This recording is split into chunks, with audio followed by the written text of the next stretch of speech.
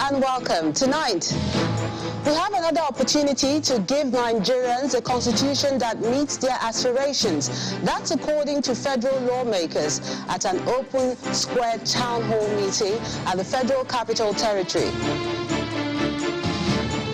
Governor Chukwuma Soludo seeks a collaboration between progressive-minded leaders as he plays host to the chairman of the Nigeria Governors Forum, Dr. Kayode Fayemi. Governor Abdurrahman Abdulrazak promises to convene an interfaith dialogue to promote peace and tolerance in the state after receiving the report on the Hijab controversy. And Ukraine Defense Ministry says Russian troops are gradually increasing the intensity of their offensive in eastern Ukraine. And on business news tonight, Flour Mills of Nigeria gets regulatory approval to acquire 71.69% stake in Honeywell Flour Mills.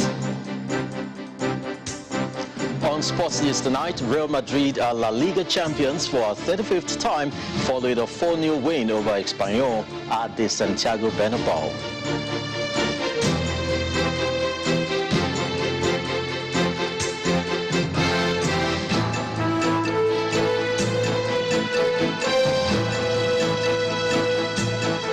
It's less than a year to the current legislative session, and the federal lawmakers are not about to take the flak for not impacting the lives of Nigerians positively.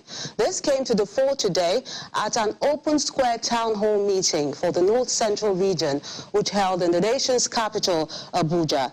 The lawmakers, however, believe that the ongoing constitution amendment exercise is another opportunity to give Nigerians a constitution that will meet their aspirations. Our correspondent, Dele Omoyeni, has this report. WhatsApp line, which is scrolling. Open Square is a dialogue organized by Daria Media and supported by Channels Television and the MacArthur Foundation. And it brings together federal lawmakers and their constituents to discuss how parliamentarians can better serve the people. This edition is holding in Abuja and covers states in north-central Nigeria. We must appreciate that federal lawmakers at the event cleared the air on the functions of lawmakers and the National Assembly. In Nigeria, legislators are not judged by their performance as to how they advocate on their behalf. They want to see you provide those things that are exclusively the responsibility of the executive. Okay, as a legislator, people assume that you should be able to construct roads for them, you should be able to build houses, you know, all those things. What constituents usually want to see is that you bring infrastructure, you bring empowerment, you pay school fees, you pay hospital bills, and all things that are directly beneficial to the constituents. But 70% of the role of a lawmaker, which is a lawmaking, if you like, go and do 1,000 bills and 1,000 laws, as long as those laws does not translate to food on the table, the constituents don't understand what you're doing. Some of the participants are also given the floor to air their views. I think members of the legislature in the National Assembly need to step back and look at their campaign promises and look at their narrative. It is a very critical component of this discussion, because if you tell me you'll give me food, I will come to you and ask you for that food. A federal legislator from Benue State says the National Assembly is the soul of any democracy, and lawmakers need the support and cooperation of the people. When you even go to talk about the different arms of the government, the first one that is mentioned is the National Assembly. And that is because, and that is not by mistake, because that is the democratic arm of a government. That is the fulcrum of a democracy. The idea of these town hall sessions is not only to hold legislators accountable, but also deepen democratic conversations in Nigeria, especially between legislators and their constituents. Delia Moyeni, Channels Television News. Asking for the roster. Let us know. Staying with governance issues, the chairman of the Nigerian Governors Forum and governor of Ekiti State, Dr. Kayode Fayemi, says he has no doubt that the Anambra State Governor, Professor Chukwuma Soludo, will bring about new ideas in the state's administration. Governor Fayemi was speaking when he paid a courtesy call on Governor Soludo at the Governor's Lodge, Anambra, for the first time since the governor has been sworn in. Yes, sir. Yes, sir.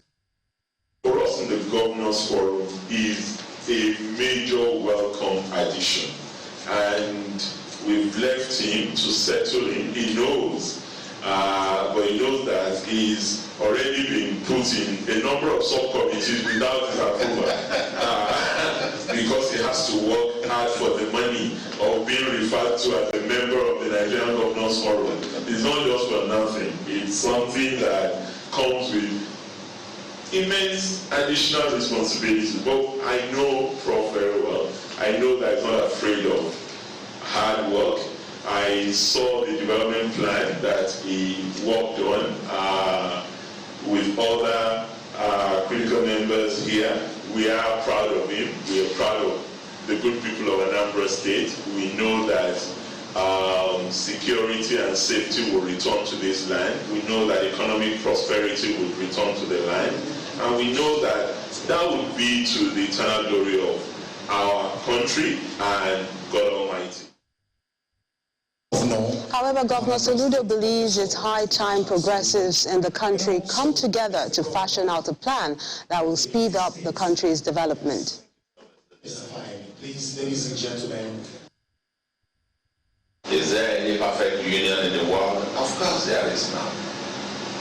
Every country is a work in progress. But the only thing is that if the leaders, once all of us realize that this is a work in progress and that we'll keep refining, we'll keep adjusting, we'll keep fine-tuning, then we'll continue to move closer and closer to a more perfect union, but never a perfect union. To move this country, ratchet up on a fast-track lane, the development and the transformation of this country. This is a poor society. Nigeria is poor. And therefore, its politics and developmental agenda must be of the progressive bent,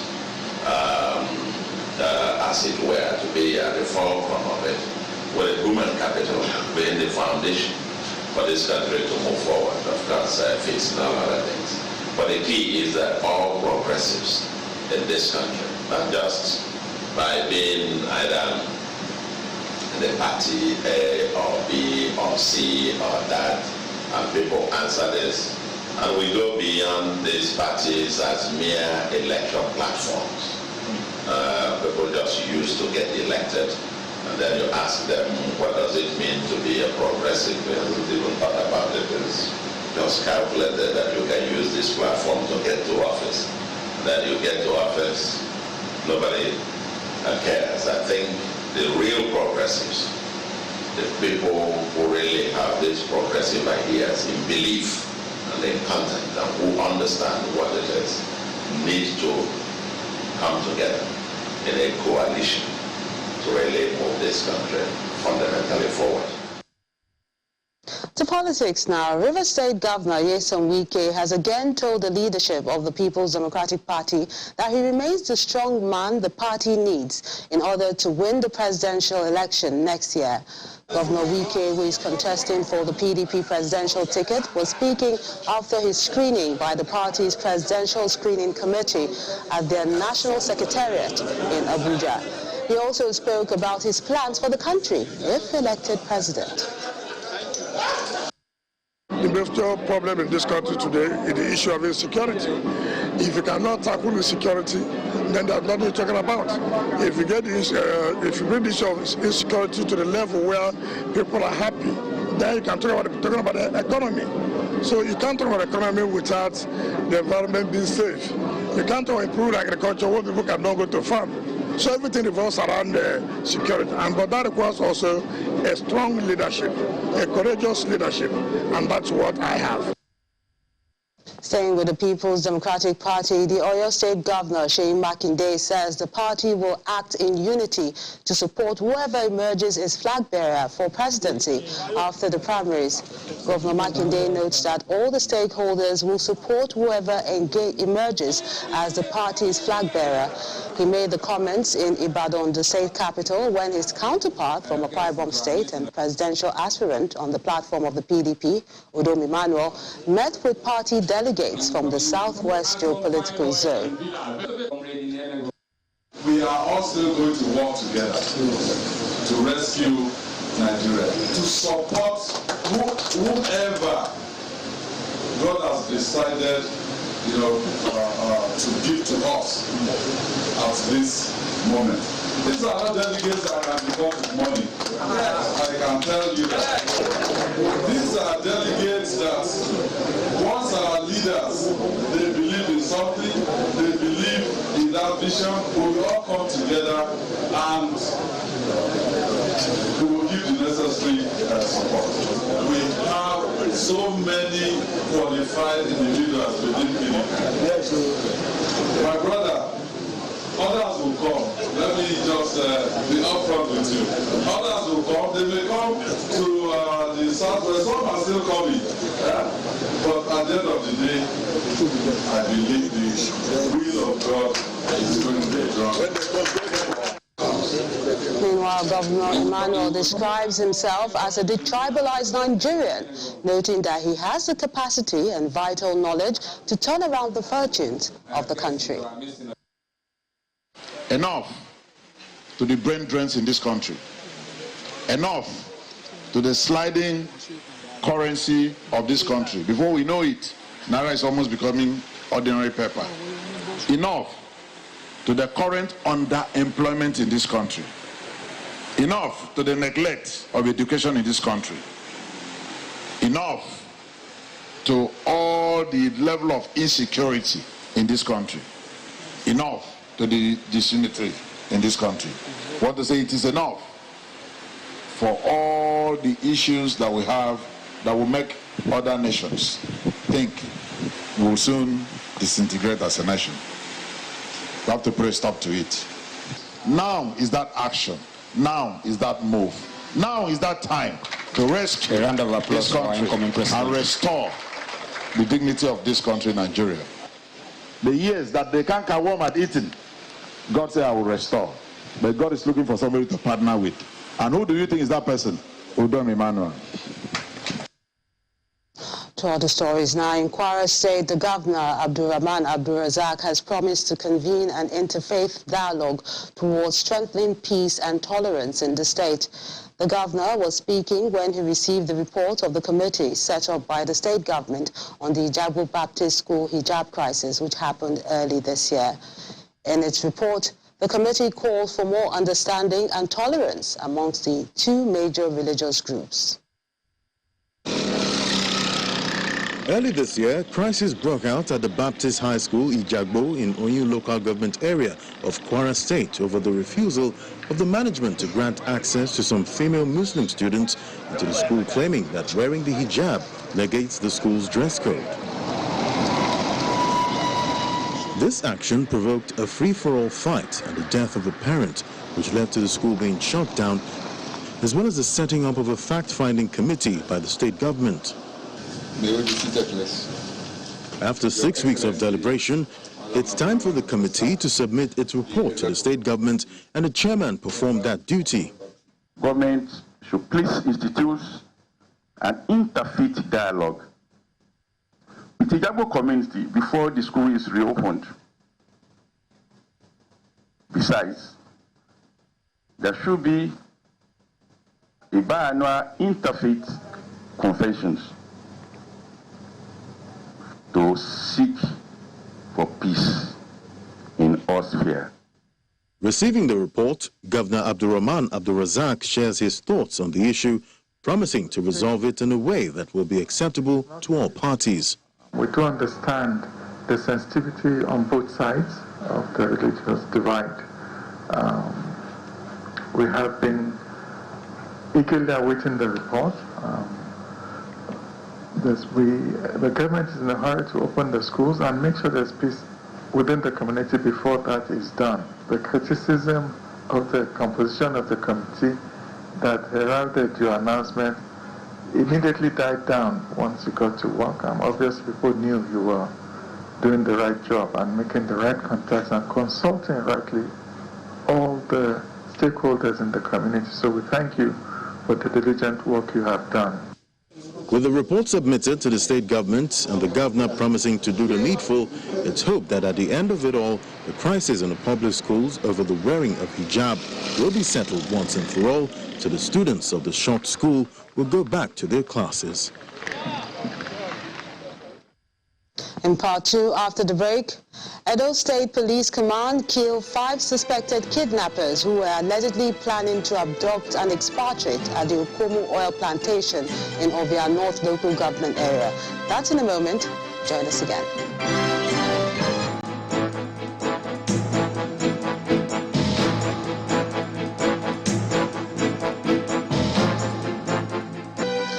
If you just joined us, you're watching the news at 10 live on Channels Television Lagos. A reminder of our top stories. We have another opportunity to give Nigerians a constitution that meets their aspirations. That's according to federal lawmakers at an open square town hall meeting at the Federal Capital Territory. Governor Chukwuma Soludo seeks a collaboration between progressive-minded leaders as he plays host to the chairman of the Nigeria Governors Forum, Dr. Kayode Fayemi. Governor Abdurrahman Abdulrazak promises to convene an interfaith dialogue to promote peace and tolerance in the state after receiving the report from the hijab controversy. And Ukraine Defense Ministry says Russian troops are gradually increasing the intensity of the offensive in the eastern part of Ukraine.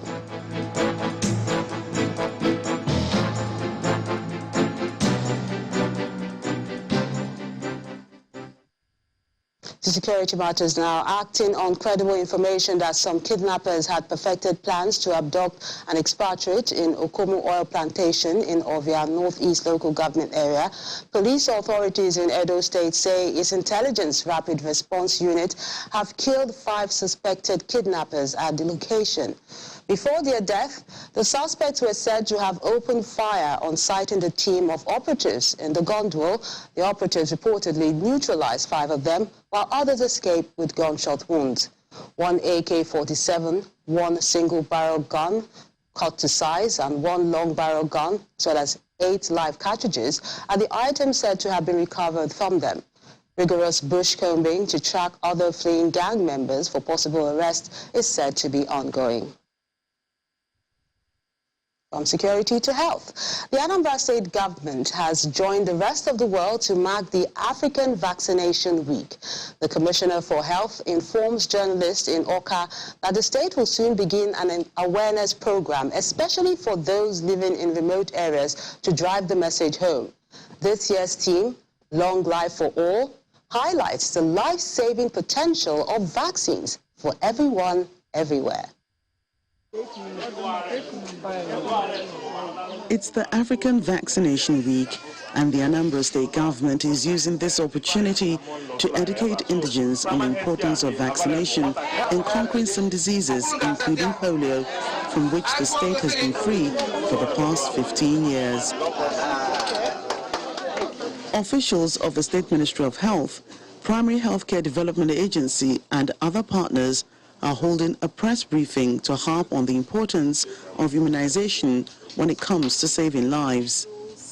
The Executive Secretary of the State Primary Healthcare Development Agency highlights some steps the state has taken to increase vaccination coverage. Here in Anambra State, we just concluded the OBR outbreak response against polio, OBR 1, and we are going to embark on OBR 2 by 7th to 13th May 2022.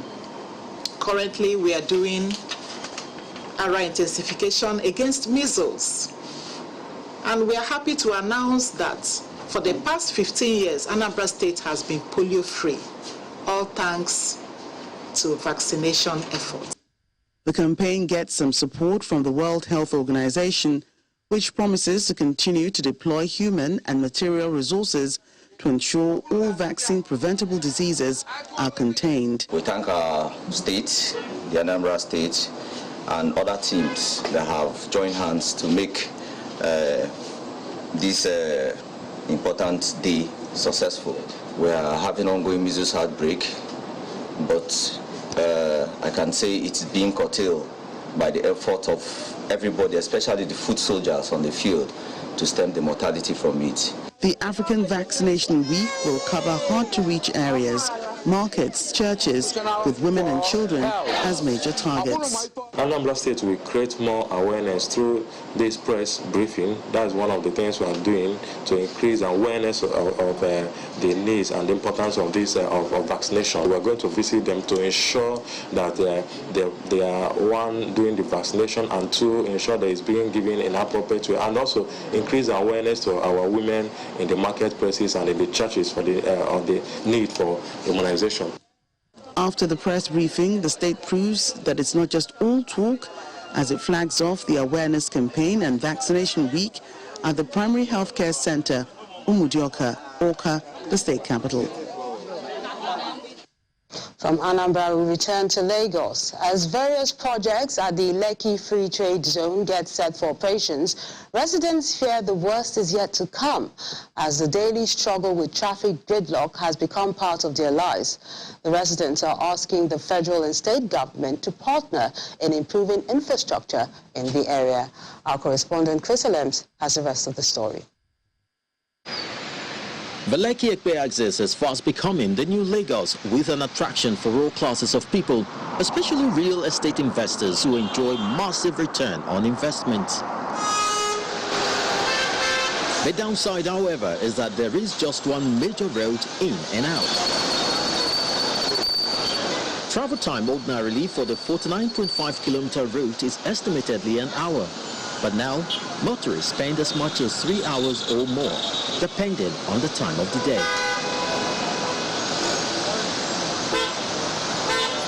Rapid urbanization taking place in this area has cast a lot of pressure on the infrastructure provided, especially roads. And what you see is this massive gridlock that has become a constant in the lives of the people. From sunrise to sunset and even beyond, the traffic surge persists. While bike riders take advantage of the jam to go against traffic, others make brisk business, including giving your car a wash. In 5 years' time, I think people will check out of Lekki, regardless. I think they will move, further move to maybe mainland or so, because the traffic here is much and is on both ways. Meanwhile, at the Ekpe end of the road, a 16,500 hectares Lekki Free Trade Zone is in the works, bringing with it a deep-sea port, a refinery, and the sprawling Alaro city, sited on 2,000 hectares of land, among others. Residents fear the worst is yet to come. Their concerns stem from what has become of Apapa, another port city. If you remember the challenge we have with Apapa, which had two major access roads, the Apapa Oshodi Expressway and the Ijora Apapa Expressway. Two major, yet Apapa collapsed because of the port. To avoid a case of a ticking time bomb, the Lagos State government has embarked on road projects which are at various stages of completion at the Eleko-Ekpe axis, as well as the regional road around VGC. The regional road that we're doing is a precursor of the Fourth Mainland Bridge. When we get the regional road finished, and you can log on to the Fourth Mainland Bridge together with the Laguna, with the Lekki Laguna Highway, then you'll be good to go. You then remove all of those bottlenecks and the pressure there. So where are we for the Fourth Mainland Bridge? I'm hoping that by December, the final sign-up, the real contractor can move to site by end of December this year.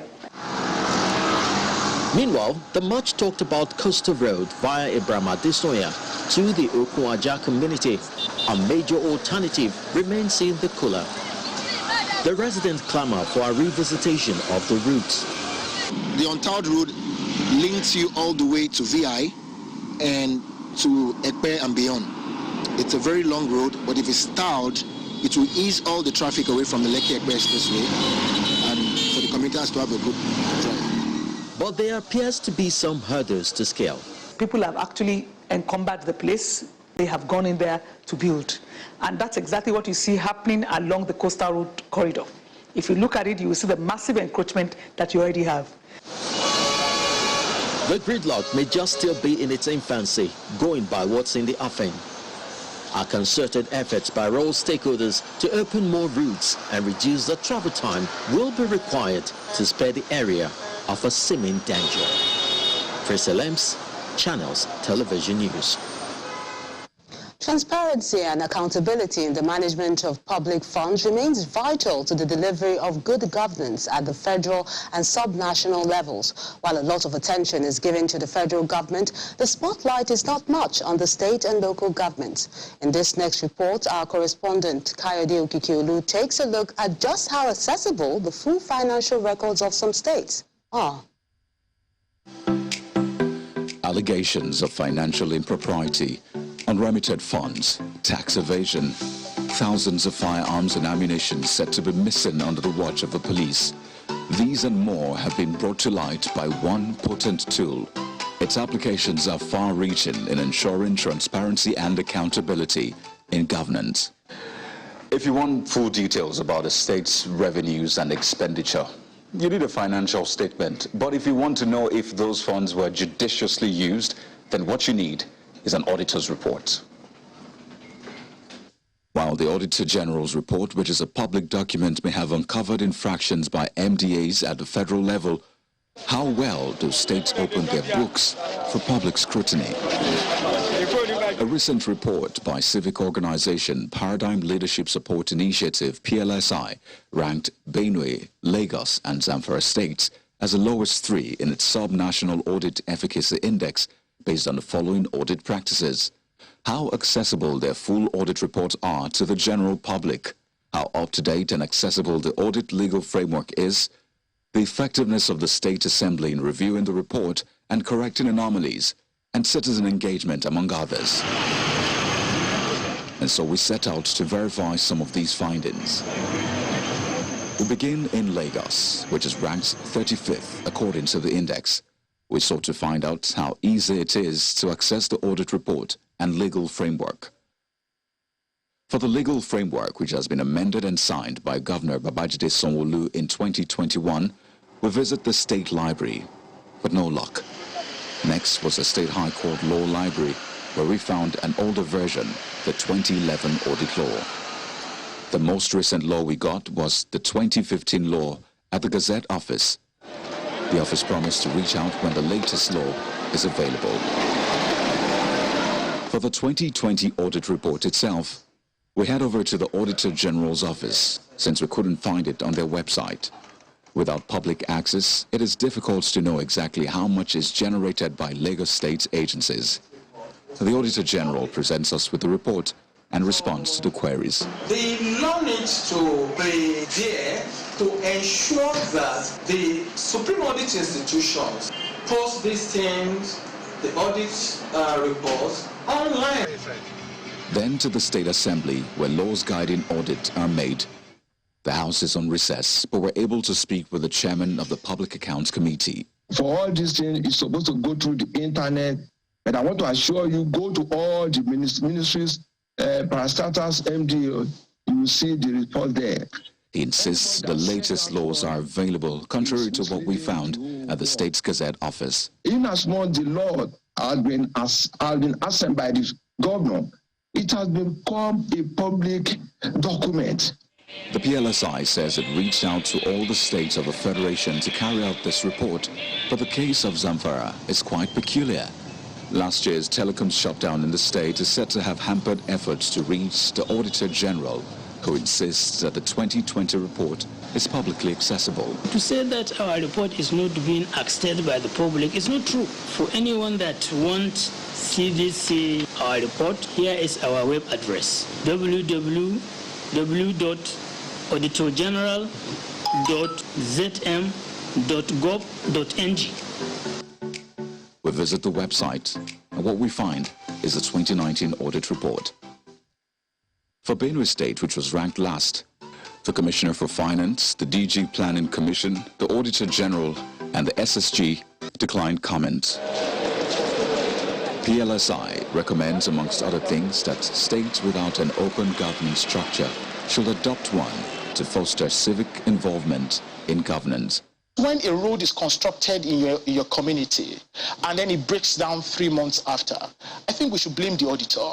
In the audit report, you have notes, you have report of the auditors against the spending, and whether those spendings, like I said, have complied with relevant provisions of the law, and who has flouted what, and whether funds have not been accounted for, and what institution needs to do what in recovering funds from those that have not accounted for funds.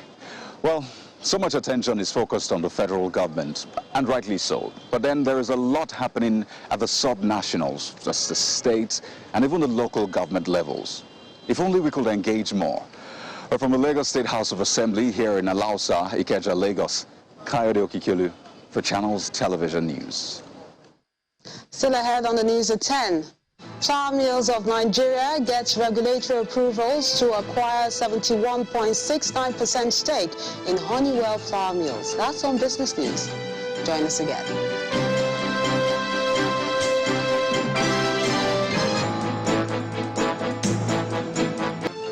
The Sultan of Sokoto, Mohammed Saad Abubakar, and President General, Nigeria's Supreme Council for Islamic Affairs, has declared Monday, May the 2nd, as the first day of Shawwal 1443 AH in the country. The Sultan made the declaration in a statement today signed by Professor Sambo Junadu, the Chairman, Advisory Committee on Religious Affairs, Sultanate Council, Sokoto. He said the Council's Advisory Committee on Religious Affairs, in conjunction with the National Moon Sighting Committee, did not receive any report from various moon sighting committees across the country, and therefore, tomorrow, May the 1st, is the 30th day of the month of Ramadan, 1443 AH. The Sultan said he has accepted the report and accordingly declared Monday, May the 2nd, as the first day of Shawwal, 1443 AH, day of Eid al-Fitr. He felicitated with the Nigerian Muslim faithful and wished them Allah's guidance and blessings. He also urged them to continue to pray for peace and progress of the nation while wishing them, as well as all Nigerians, a happy Eid al-Fitr. And let's find out what's happening in the world of business. Here's Teniola Shobowali.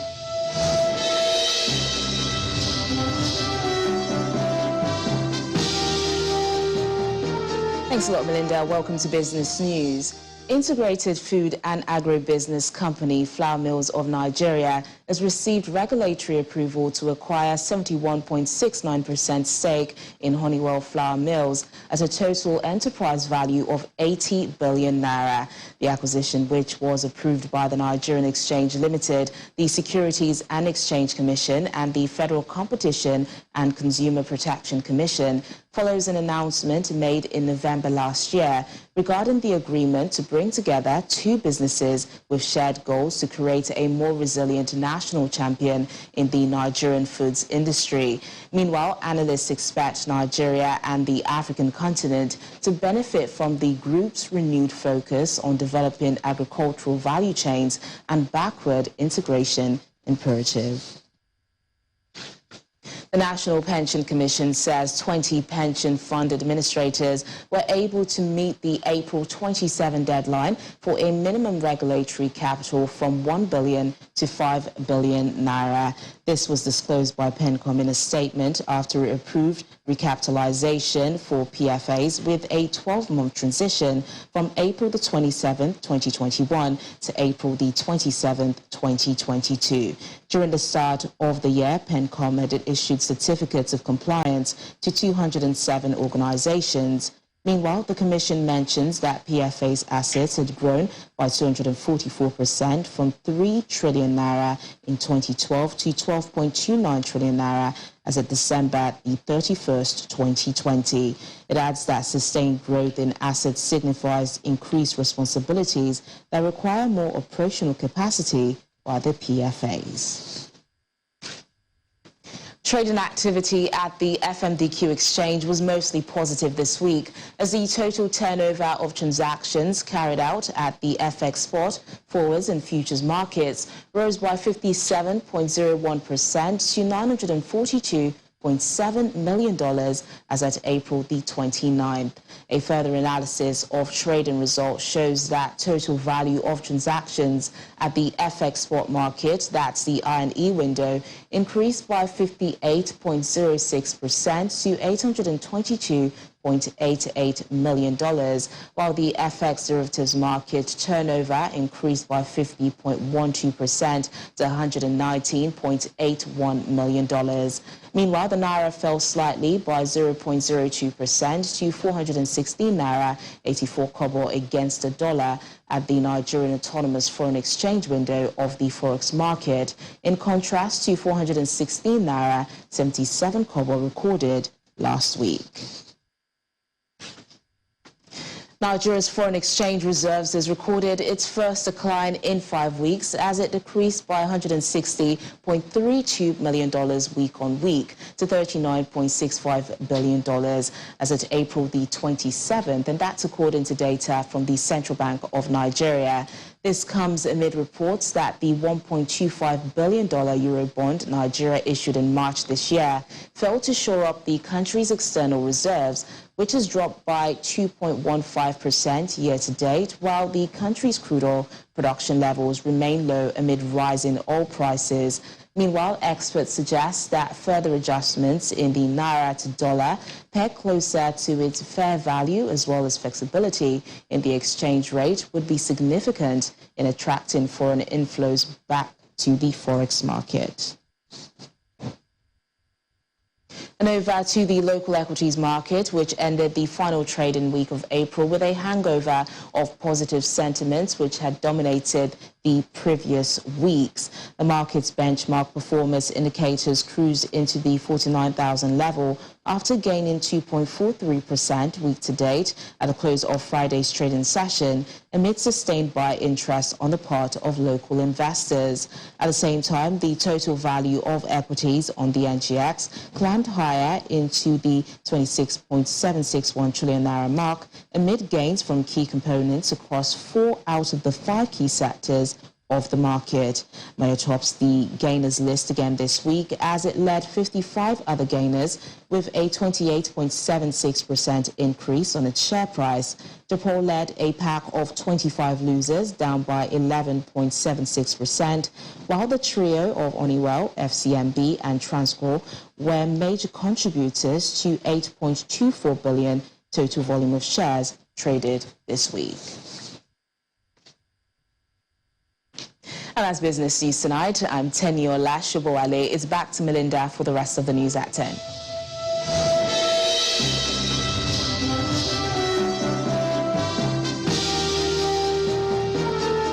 Many thanks, Teniola.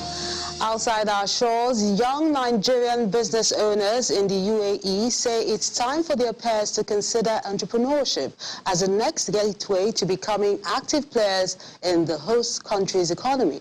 A few of them share their thoughts and experiences as business owners with our UAE correspondent Mayowa Adegoke in this next report. It has been 10 months since a new UAE labor policy changed the reality for those employed and others seeking employment, many of whom have had to seek revalidation in the country. In light of this, Nigerian youths in the country believe those seeking new opportunities are better off pursuing entrepreneurship, and the success stories are spread across the UAE. Adekunbi arrived Dubai in 2014 as an HR executive, but after 3 years of waiting for a job, she turned to a skill. Owning a business wasn't the first thing on my mind. I just wanted to, learn a skill set and probably later on in the future, get going with it. So I think it was 2018 just wanted to learn. That was just it. And the owner of the business at the time saw my zeal, and she told me if I was interested in the salon.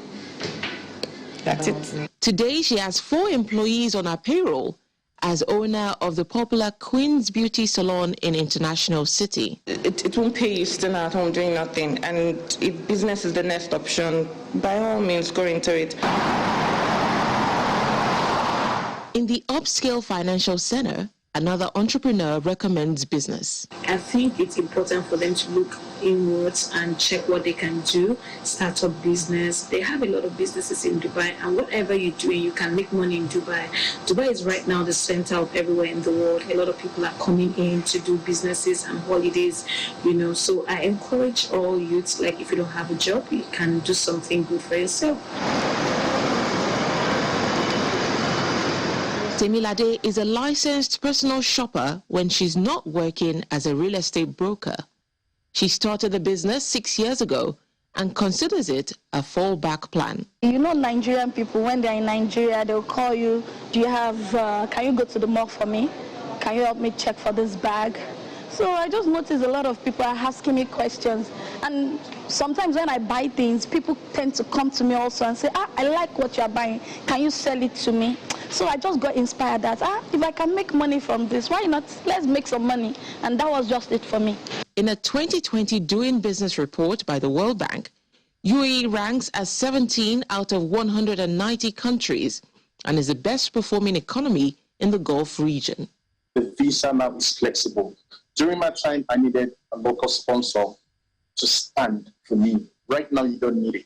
Business experts also say strategic incentives by the government during Ramadan season can boost the investment flow. The cost for the licenses to register your companies, they are discounted. So I think now is a good time.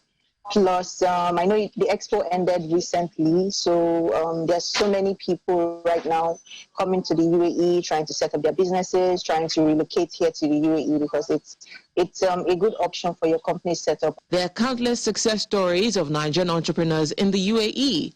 Those who do not have jobs may do well to consider business to contribute to the economies of both host and home countries. From Dubai in the United Arab Emirates, Maya Wadegoke for Channels Television News. Some cultural stories now. The Kwamwe-speaking people of Michika in Adamawa State have expressed concern over the gradual disappearance of their language, and if steps are taken, it will become extinct.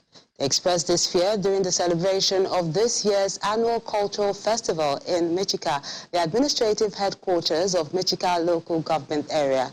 According to them, unless deliberate steps are taken in reviving local languages and culture, it may be difficult for future generations to imbibe this practice. The Kamwe Cultural Festival in Michika local government area of Adamawa State is an annual event, and following their liberation from Boko Haram, the people are rolling out the drums this year for the festivities.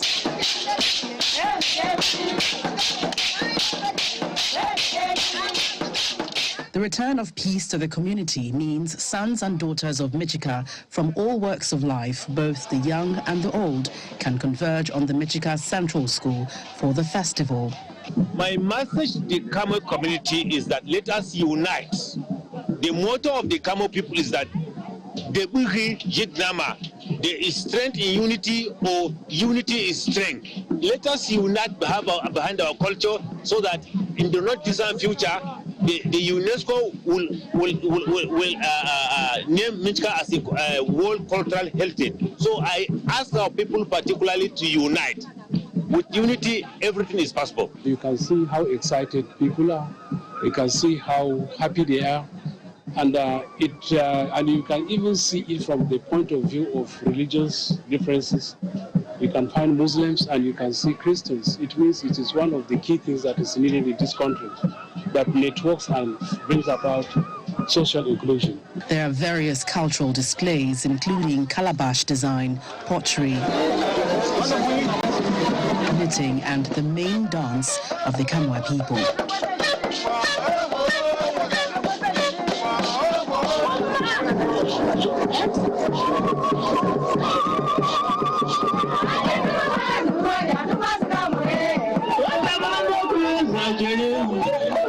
Amidst the festivities, the concern among the people is that these traditions are facing extinction, especially the Kamwe language.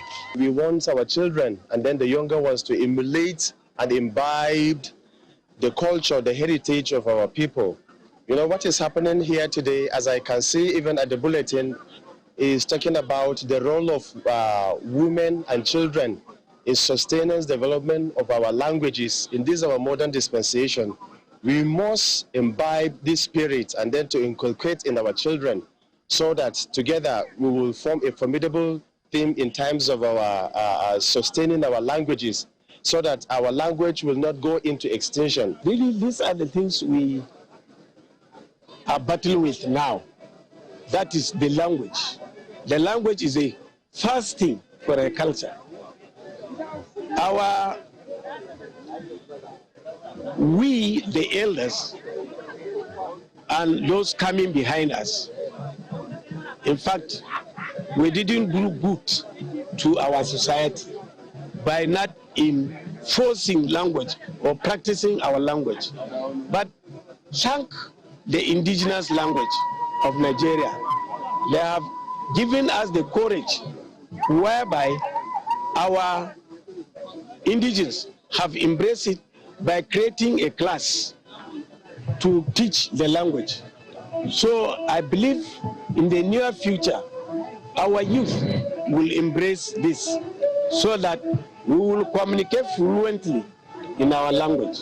Michika is still being rebuilt after years of devastation by the Boko Haram insurgency, and the people here believe that culture is a social cohesion tool essential for the rebuilding effort. On the international scene, the Ukrainian Defense Ministry says Russian troops are gradually increasing the intensity of their offensive in the eastern part of Ukraine. The spokesman says there are signs Russia is preparing for even bigger military action in the Donbas region. Earlier, Ukraine said it had repelled further Russian attempts to advance despite heavy shelling in the area. Police say they've found 3 bodies with their hands tied behind their backs in a pit near Bucha. The town has become synonymous with allegations of Russian war crimes, even though the Kremlin has denied any wrongdoing.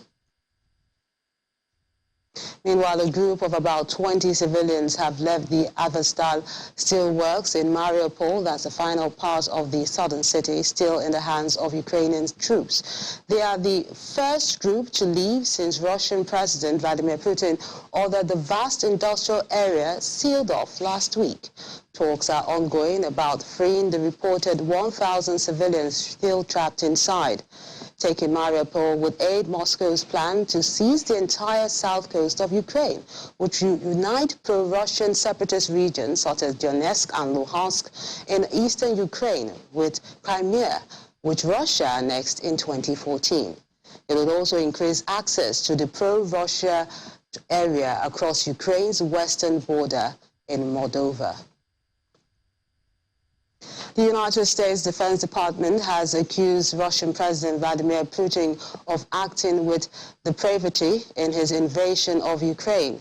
The spokesperson, John Kirby, became visibly emotional as he asked how anyone with moral justifications could commit such atrocities as Russia. Ukraine acknowledged on Friday that it was taking heavy losses in Russia's assault in the east, but said the Kremlin's losses are even worse. U.S. President Joe Biden has called on Congress to send as much as $33 billion to help Kyiv withstand the latest attack. It's hard to look at what he's doing in Ukraine, what his forces are doing in Ukraine, and think that any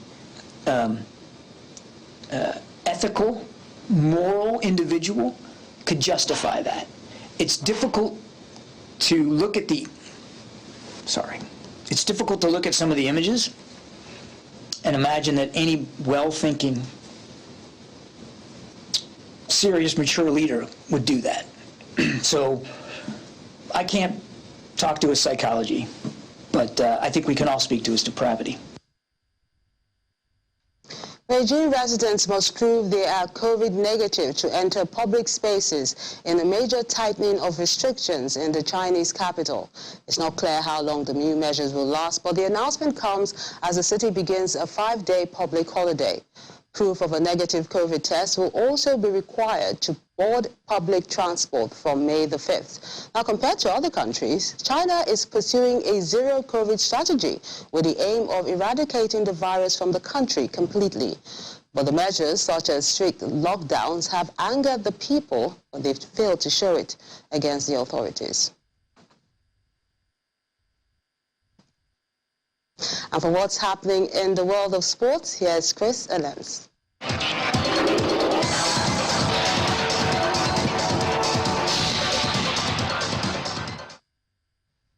Thank you, Melinda, and welcome to Sports News. We begin with the Nigerian Professional Football League, Match Day 26, where Anambra Football Club of Aba registered a 3-0 win over visiting Gombe United, with all the goals coming in the first half. Chukwuemeka Obioma gave the home team the lead 6 minutes into the game, and prolific scorer Victor Mboma made it 2 in the 15 minutes before Cyril Olisema sealed the win in the 29th minute. In other result, Niger Tornadoes came from a goal down to win 2-1 in Minam. Rabiu Ali had given the visitors the lead just 5 minutes into the game, and it wasn't until the 52nd minute before Udom Emmanuel equalized, while Musa Wakali 90th minute penalty ensured they secured all 3 points. In Uyo, Emmanuel Charles' lone goal was enough for Dakada to beat Plateau United. In the Italian Serie A, Super Eagles striker Victor Osimhen put up an excellent performance as Napoli thrashed Sassuolo 6-1 to secure a Champions League spot for next season. Napoli went ahead within the first 7 minutes through Kalidou Koulibaly's header. Osimhen doubled the lead and assisted the third goal for a brilliant finish from Ivan Lozano. Belgium's forward Dries Mertens scored twice before Amir Rahmani made it 6. Napoli are third, 4 points behind league leaders AC Milan, who host Fiorentina on Sunday.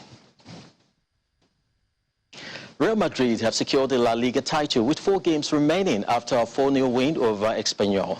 Carlo Ancelotti's team went into today's game knowing a point would be enough to wrap up the 35th La Liga title.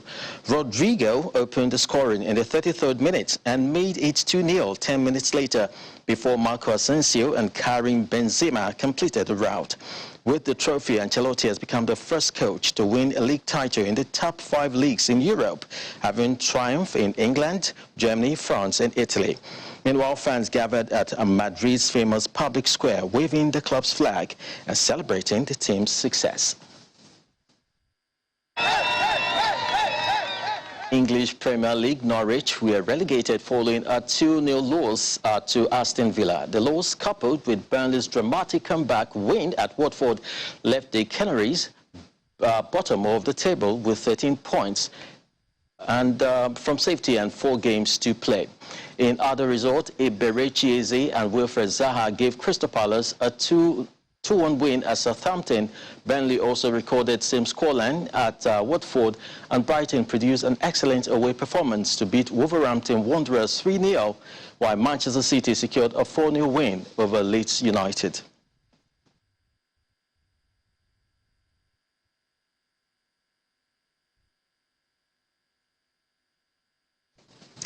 Okay, and we actually told you earlier on that Real Madrid have secured the La Liga title with 4 games remaining after a 4-0 win over Espanyol.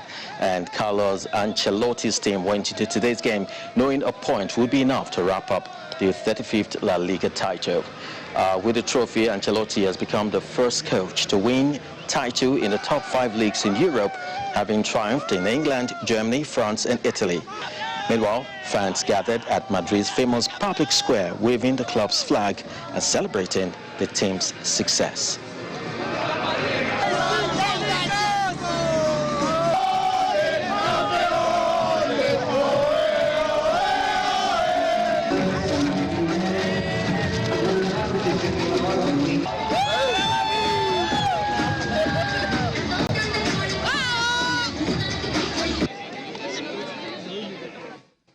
The family of football legend Mino Raola has confirmed his death at the age of 54 after battling with illness.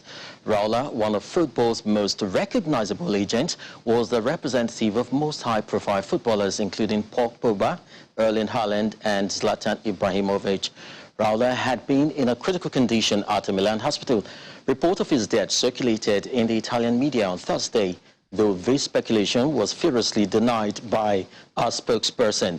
In a letter released on Raola's official Twitter account by the family, Raola is described as the most caring and amazing football legend that ever was. That sports news is back to you, Melinda.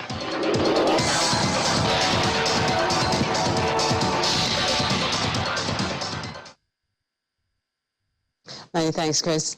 And the main news again. Some federal lawmakers today expressed optimism that the current National Assembly has another opportunity to give Nigerians a constitution that meets their aspirations. The lawmakers were speaking at an open square town hall meeting organized by Dario Media, Channel Television and MacArthur Foundation for the North Central region at the Federal Capital Territory. Governor Chukwuma Soludo today said there should be a collaboration between progressive-minded leaders in the country for its transformation. He was speaking when he played host to the chairman of the Nigeria Governors Forum, Dr. Kayode Fayemi, in Awka, the Anambra state capital.